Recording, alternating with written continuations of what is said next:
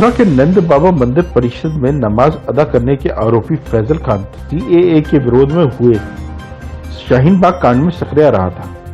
फैजल की दिल्ली से गिरफ्तारी के बाद बरामद हुए उसके मोबाइल की जांच में कई राज खुले हैं। एसपी देहात शीश चंद ने बताया कि फैजल खान की गिरफ्तारी के बाद उसका मोबाइल बरामद किया गया है, जिसकी जांच में मिली जानकारी के अनुसार सीएए के विरोध में शाहीन बाग में हुए आंदोलन में फैजल सक्रिय था। उस आंदोलन के दौरान लिए गए उसके कुछ फोटो भी मिले हैं।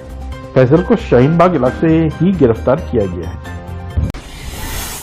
शहर में धर्म स्थलों को पोतने के आरोप में आगरा पुलिस ने 2 आरोपियों को हिरासत में लिया है। उनसे पूछताछ की जा रही है। पुलिस सूत्रों ने बताया कि एक शुभम पंडित तो दूसरा बालकिशन है।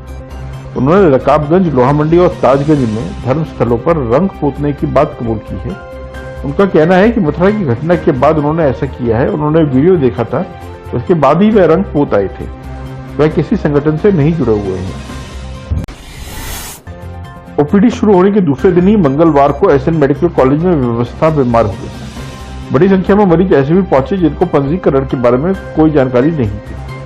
हेल्प डेस्क पर उनकी मदद के लिए कोई नहीं था। ओपीडी चर्म, हड्डी, बाल, नेत्र रोग की थी।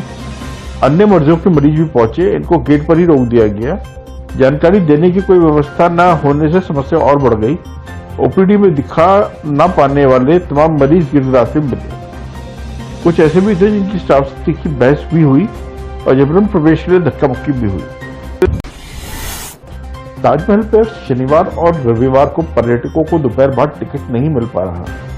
5000 सैलानियों को प्रवेश की अनुमति के बाद भी केवल 4500 पर्यटक ही ताजमहल प्रवेश कर पा रहे हैं। यानी 500 टिकट की बुकिंग पहले कर ली गई, लेकिन उन्हें प्रवेश नहीं किया जा सकता। ताज देखे बिना सैलानी वापस लौट रहे हैं। इससे न केवल आगरा बल्कि देश के स्मारकों की व्यवस्था की बदनामी हो रही है। पर्यटन उद्योग से जुड़े लोगों का कहना है कि जिस तरह से नाइट व्यू के लिए ताजमहल का टिकट दिया जाता है, उसी तरह पहचान पत्र पर ही टिकटों की संख्या सीमित कर देनी चाहिए। विधान परिषद एमएलसी की आगरा से स्नातक एवं शिक्षक निर्वाचन क्षेत्र की 2 सीटों के लिए प्रत्याशियों के नामांकन कल गुरुवार से शुरू होंगे। कमिश्नरी में सुबह 11 से 3 बजे तक नामांकन पत्र दाखिल किए जा सकेंगे। 12 नवंबर तक प्रक्रिया चलेगी। 1 दिसंबर को मतदान होगा। एमएलसी की दोनों सीटों पर 12 जिलों के 2,81,000 स्नातक एवं 30,000 से अधिक शिक्षक मतदाता प्रत्याशियों के भाग्य का विशाल फैसला करेंगे। रिटर्निंग ऑफिसर एवं मंडल आयुक्त अनिल कुमार ने बताया कि भारत निर्वाचन आयोग ने 2 वर्षीय निर्वाचन कार्यक्रम 2020 जारी किया है। आगरा, फिरोजाबाद, मथुरा, मैनपुरी, एटा, हाथरस, इटावा, फर्रुखाबाद, कन्नौज, औरैया, अलीगढ़, काजगंज निर्वाचन क्षेत्र में आदर्श चुनाव आचार संहिता लागू हो गई है। फतेहाबाद से रिहावली तक 15 किलोमीटर लंबे जिला मार्ग का नाम कानपुर कांड में शहीद सिपाही बबलू कुमार और आगरा से शमशाबाद राजाखेड़ा तक 4 किलोमीटर लंबे सड़क मार्ग का नाम जम्मू कश्मीर के पुलवामा हमले में शहीद हुए सीआरपीएफ के जवान कौशल कुमार रावत के नाम पर रखा जाएगा। जिला मजिस्ट्रेट प्रभु एन सिंह ने बताया, दोनों शहीदों के नाम पर सड़क मार्ग के नाम रखने का प्रस्ताव सितंबर में शासन को भेजा था। राज्यपाल की स्वीकृति मिलने के बाद लोक निर्माण विभाग ने सड़कों के नए नामकरण की अधिसूचना जारी कर दी है। डॉक्टर भीमराव अंबेडकर विश्वविद्यालय की एलएलबी और बीए एलएलबी की अंतिम वर्षीय परीक्षाएं 4 नवंबर से शुरू हो रही हैं। ये 12 नवंबर तक चलेंगी। एक पाली में दोपहर 2 बजे से शाम 4 बजे तक परीक्षा होगी। विश्वविद्यालय के परीक्षा नियंत्रक डॉक्टर राजीव कुमार के मुताबिक परीक्षा 9 केंद्रों पर आयोजित कराई जा रही है। इसमें 33 कॉलेजों के 1472 परीक्षार्थी पंजीकृत हैं। परीक्षा केंद्रों को कोरोना संक्रमण से बचाने के लिए सभी जरूरी एहतियात अपनाए जाने के निर्देश दिए गए।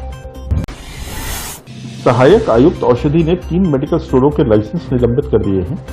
बीते महीने निरीक्षण में दवाइयों के खरीद बिक्री के बिल नहीं मिले थे। एक्सपायर्ड दवाएं भी एक साथ रखी पाई थी। बिल प्रस्तुत न करने पर कार्रवाई की गई है। औषधि विभाग की टीम ने श्रीराम केमिस्ट इरादत नगर सैया का निरीक्षण किया था। यहाँ बिना फार्मासिस्ट के ही दवाइयों की बिक्री करी जा रही थी। फार्मासिस्ट के बारे में पूछा तो सही जानकारी नहीं दे पाए। अश्नीरा के जय दुर्गा मेडिकल स्टोर और नितिन मेडिकल हॉल कमला नगर के निरीक्षण में एक्सपायर्ड दवाएं अलग रैक में नहीं रखी गई थी। बिल अधूरे थे। दवाई की खरीद बिक्री के बिल मांगे तो विक्रेता उपलब्ध नहीं करा पाए। इन्हें नोटिस देकर बिल मांगे थे, लेकिन उपलब्ध न कराने पर लाइसेंस निलंबित कर दिए गए। त्योहार से पहले शहर की सड़कों गलियों में कचरे के ढेर लगे हुए हैं। दोपहर तक भी घरों, गलियों और सड़कों से कूड़ा नहीं उठ पा रहा है, जबकि दिवाली की सफाई के कारण घरों और दुकानों से 30% ज्यादा कूड़ा निकल रहा है। 1 अक्टूबर को हाथरस कांड के बाद हड़ताल पर गए सफाई कर्मचारियों के कारण बिगड़ी शहर की सफाई व्यवस्था अभी तक पटरी पर नहीं आ पाई है।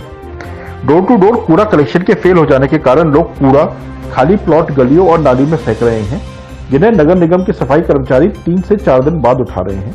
इन दोनों शहर से 900 मीट्रिक टन से ज्यादा कचरा निकल रहा है, लेकिन उठान 650 मीट्रिक टन तक का ही है। आगरा में मंगलवार को 61 नए संक्रमित और मिलने से मरीजों का आंकड़ा 7,391 पहुंच गया है। डीएम प्रभु एन सिंह ने बताया कि 146 मरीजों की मृत्यु हो चुकी है, 6,857 मरीज ठीक हो चुके हैं, 388 मरीज उपचाराधीन हैं, 2,74,000 से अधिक लोगों के सैंपल टेस्ट किए जा चुके हैं। संक्रमित मरीजों की मृत्यु दर 1.98% है। लेटेस्ट खबरों से जुड़े रहने के लिए देखें हमारा YouTube चैनल, करें लाइक, शेयर, सब्सक्राइब।